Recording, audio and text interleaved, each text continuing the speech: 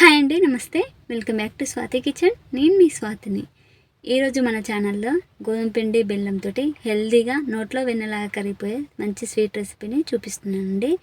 జనరల్గా బయట కొనే స్వీట్స్లో మైదా, డాల్డా, షుగర్ వేస్తారు. అది హెల్త్కి అంత మంచిది కాదు కాబట్టి ఒకసారి ఈ స్వీట్ ట్రై చేయండి. చాలా టేస్టీగా ఉంటుంది, క్విక్ అండ్ ఈజీగా చేసేసుకోవచ్చు. మరి ప్రాసెస్ ఏంటో చూసేద్దాం రండి. ముందుగా ఈ స్వీట్ ప్రిపేర్ చేసుకోవడానికి ఒక బౌల్లోకి 1 కప్పు వరకు గోధుమ పిండిని జల్లించి తీసుకోండి. అలాగే ఇందులోకి చిటికెడంత సాల్టు, పావు టీ స్పూన్ వరకు వంట సోడా వేసుకొని ఒకసారి పిండిలోకి బాగా కలిపేసుకోండి. ఆ తర్వాతకి ఇందులోకి 1 టేబుల్ స్పూన్ వరకు నెయ్యి వేసుకొని పిండికి బాగా పట్టించండి. పిండికి బాగా పట్టిస్తేనే స్వీట్ అనేది జ్యూసీగా పాకంని బాగా అబ్జర్వ్ చేసుకుంటుంది అనమాట. సో ఇలా కలుపుకున్న తర్వాతకి ఇందులోకి వాటర్ని కొంచెం కొంచెం పోసుకుంటూ పిండికి సరిపోయేంత కన్సిస్టెన్సీలో అడ్జస్ట్ చేసుకుంటూ చపాతీ పిండిలాగా సాఫ్ట్గా కలిపేసుకోవాలి. ఒక 2-3 నిమిషాల పాటు బాగా నీట్ చేస్తే పిండి చాలా సాఫ్ట్గా అయిపోతుంది. చూసారు కదా వీడియో క్లిప్లో, ఈ విధంగా సాఫ్ట్గా రావాలన్నమాట. సో ఇప్పుడు పైన తడి క్లాత్ కానీ లేదా ప్లేట్ కానీ పెట్టుకొని ఒక 10 నిమిషాల పాటు రెస్ట్ ఇవ్వండి. ఈలోపు మనం పాకం ఎలా ప్రిపేర్ చేసుకోవాలో చూసేద్దాం.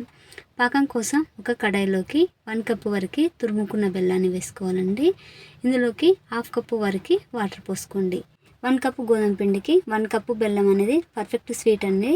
ఇన్కేస్ తక్కువ తినాలనుకుంటే 1/3 కప్పు వరకైనా బెల్లాన్ని తీసుకోవచ్చు అనమాట. ఇప్పుడు వాటర్ పోసుకున్నాక ఒకసారి లైట్గా కలిపేసుకొని స్టవ్ని మీడియం ఫ్లేమ్లో పెట్టుకొని బెల్లం కరిగిపోయేంత వరకు ఉంచుకుంటే సరిపోతుంది. ఈ రెసిపీకి పాకం ఏం అవసరం ఉండదండి. జస్ట్ బెల్లం కరిగిపోయి కొంచెం చిక్కబారితే సరిపోతుంది అనమాట.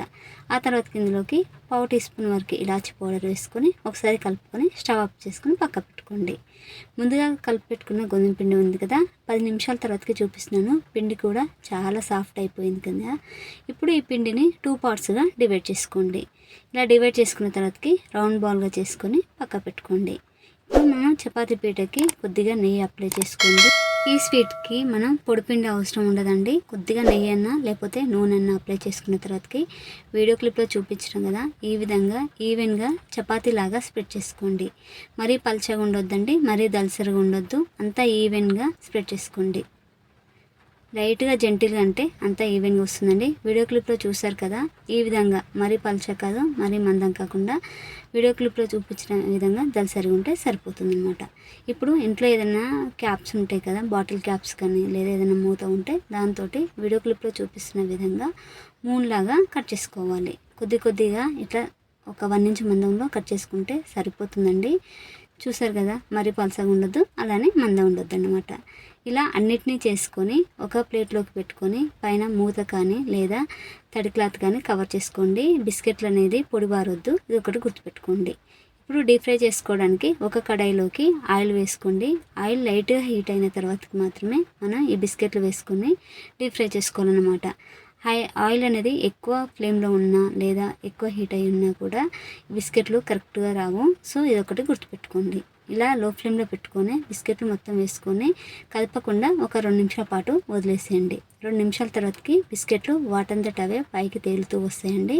అప్పుడు గరిటె పెట్టుకొని అటు ఇటు కలుపుకుంటూ మంచి కలర్ అంటే లోపల వరకు క్రిస్పీగా వేగిపోయి గోల్డెన్ బ్రౌన్ వచ్చేంత వరకు మనం ఈ బిస్కెట్లని ఫ్రై చేసుకోవాలన్నమాట.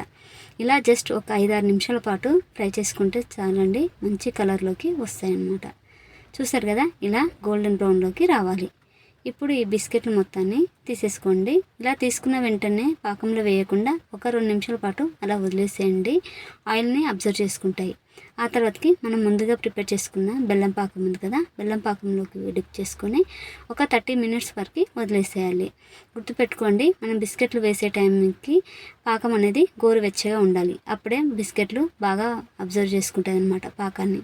సో ఇలా పాకంలోకి వేసుకున్న తర్వాతకి ఒక 30 మినిట్స్ వరకు ఉంచేసుకోండి.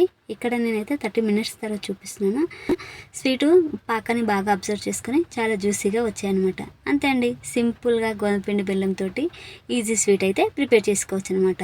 ఇది పిల్లలకైనా పెద్దలకైనా హెల్దీ అండి. నేను చెప్పిన ప్రాసెస్లో ఒకసారి మరి ఈ నోరూరు నుంచే కమ్మన్ రెసిపీని ట్రై చేయండి.